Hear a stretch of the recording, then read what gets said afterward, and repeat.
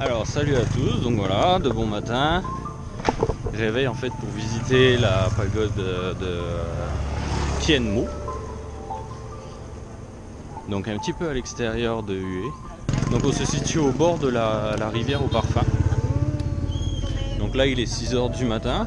Si je dis ça en fait c'est juste pour vous montrer. On n'a pas pu voir vraiment, c'est trop nuageux donc on n'a pas eu le lever de soleil. Mais voilà, il y a une ambiance un petit peu sur la rivière qui est vraiment sympa.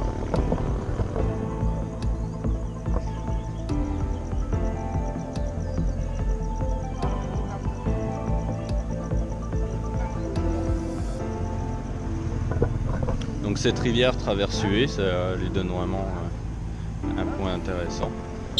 Et donc juste là, la pagode qu'on va aller visiter. Fondée en 1601, la pagode de la Dame Céleste, ou la pagode de Tien Mo, la plus connue de Hue, se signale depuis le fleuve par une haute tour octogonale de 7 étages, évoquant les 7 réincarnations de Bouddha. Celle-ci a été ajoutée en 1841, lorsque le site fut remodelé.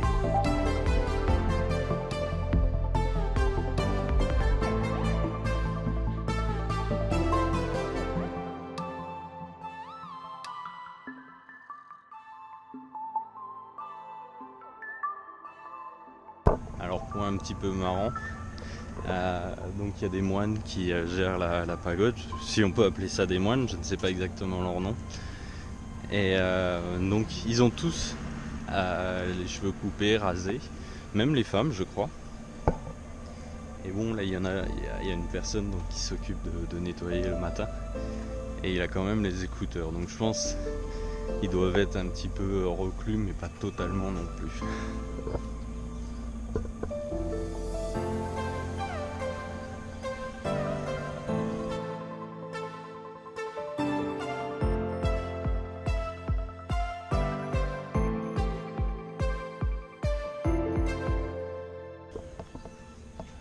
Donc à droite, sur une énorme tortue en pierre, symbole de longévité, il y a une stèle racontant l'histoire de la pagode.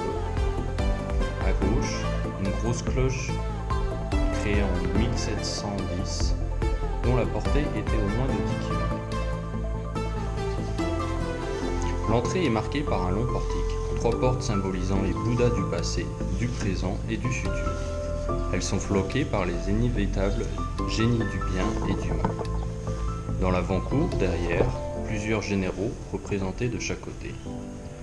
Leur visage évoquerait le caractère humain. Rouge la colère, noir la méchanceté, jaune la sagesse, blanc le flegme.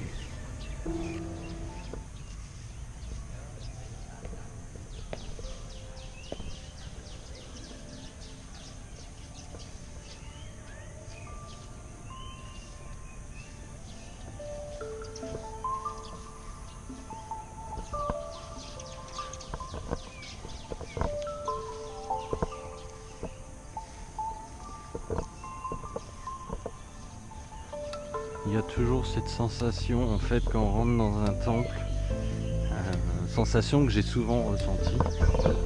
Donc il y a souvent cette sensation quand on rentre dans un temple, dans une citadelle, en fait qu'on est seul, qu'on est loin de tout et qu'on est vraiment seul. Par rapport au fait qu'on voilà, j'en ai déjà parlé, par rapport au fait qu'on entend moins de bruit, moins de nuisances sonores. Du fait qu'il y a toujours beaucoup de végétation, on a l'impression en fait d'être que avec la nature. Le temple est assez modeste, à la décoration assez sobre. On y voit un Bouddha rigolard en bronze doré. Et dans le sanctuaire, la classique statuaire. Au milieu, le Sakyamuni, Bouddha qui symbolise le présent. L'avantage en plus de venir vraiment tôt le matin, en fait cette pagode, l'entrée est gratuite, vous pouvez vraiment venir visiter comme vous voulez. Moi un des gros avantages, c'est que vous serez vraiment seul pour visiter. À ce moment-là, il n'y a pas de touristes, il n'y a personne, c'est vraiment, vous pouvez profiter totalement. Et si vous avez de la chance en plus, vous aurez le lever de soleil, donc c'est vraiment intéressant.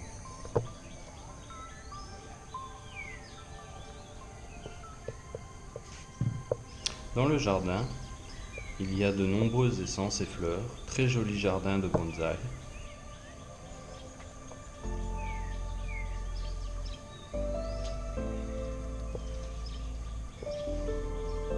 Sur le côté gauche de la pagode, une étrange relique, une ostine bleue ayant appartenu à Ting Huangdu, qui en 1963 s'immola par le feu en plein Saigon pour protester contre le pouvoir dictatorial de Diem.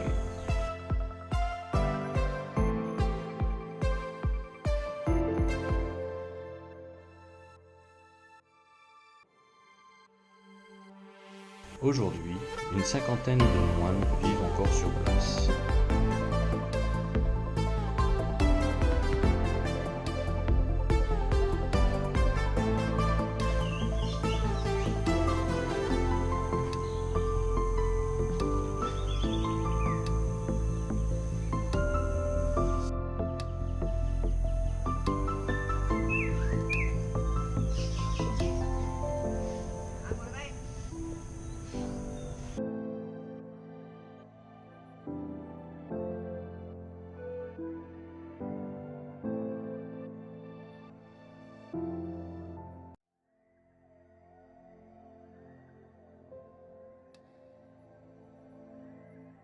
Alors, en fait, il semblerait que les jeunes, les vraiment jeunes moines, bien sûr, je vais m'exprimer ainsi, donc les jeunes moines en fait ne gardent en fait, ils ne sont pas complètement rasés et peuvent garder un petit peu des cheveux.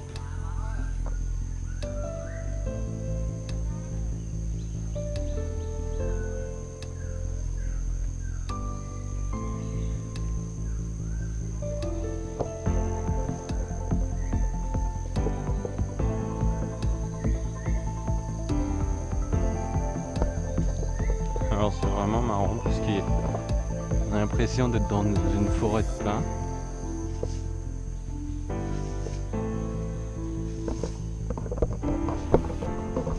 Donc voilà, donc là on est arrivé au bout du parc, qui est vraiment tout en longueur, je dirais qu'il doit faire 300-400 mètres de long. Alors on retrouve vraiment, je ne sais pas c'est quoi cet arbre, mais on retrouve souvent cet arbre.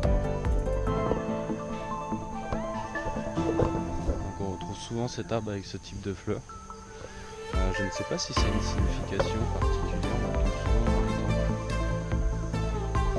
le parfum est vraiment agréable à sentir, mais je ne sais pas si cette plante a une signification particulière.